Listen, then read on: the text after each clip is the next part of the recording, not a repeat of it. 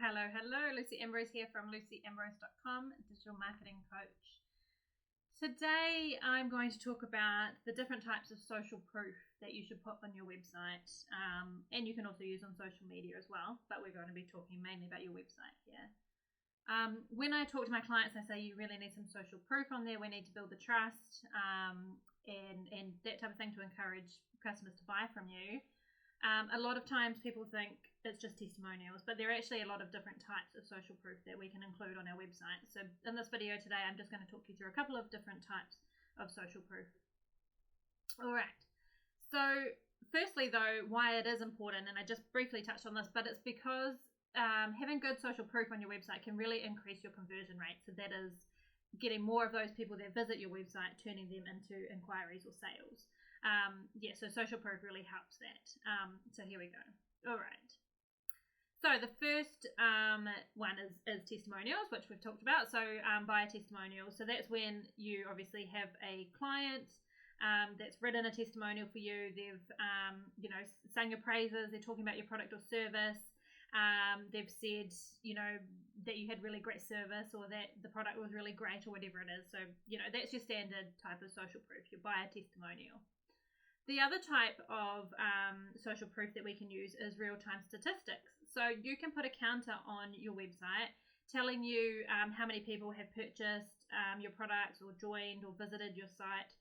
And there's a lot of types of plugins now that do that for you. And you may have seen that when you come across a website, and it will come up on the little left-hand side on the bottom, saying, Sally from this state has just purchased a product or something like that.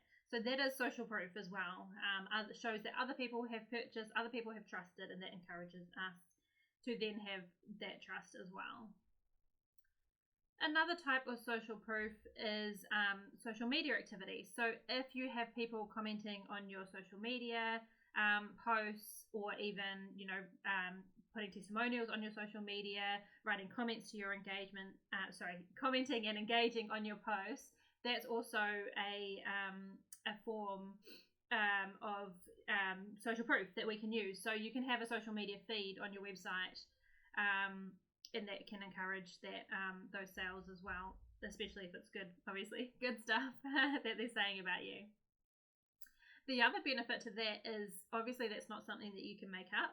So people are seeing real time what people are really truly saying about you. So you can't, it's not seen as like a made up testimonial. So that's a good way of doing it as well. Another type of social proof is online reviews. So and you can do this for products or services, but having a review option where people can use your product or service, review you on there with either like 5 stars or have a comment, that type of thing. That's also social proof, and that works really well for a lot of the businesses that I work with especially. Another type of social proof is our certifications, memberships and awards. So if you belong to any industry groups, if you've got any qualifications, if you've got any like certificates, or you're a part of any legitimate group that adds to your accreditation, then you should definitely display that on your website. Again, it's the social proof because you've been either accepted into these, you've qualified with them, or it's showing some kind of service level that you've reached, or that so displaying those types of things on your website can be really beneficial as well. Again, it just builds the trust, and when people trust us, they're more likely to do business with us. Another form of social proof that we can use is by offering educational opportunities. So if you teach, or if you can teach, this is something that we can put onto our website. So what I mean by that is, if you offer coaching or seminars or webinars or online courses or internships or apprentices, that type of thing, it shows that you're an expert, you're a qualified expert in your field, so much so that you can train other people. So again, it's the trust. People see, oh yeah, they know what they're talking about, they're qualified, they're experienced enough so to teach other people.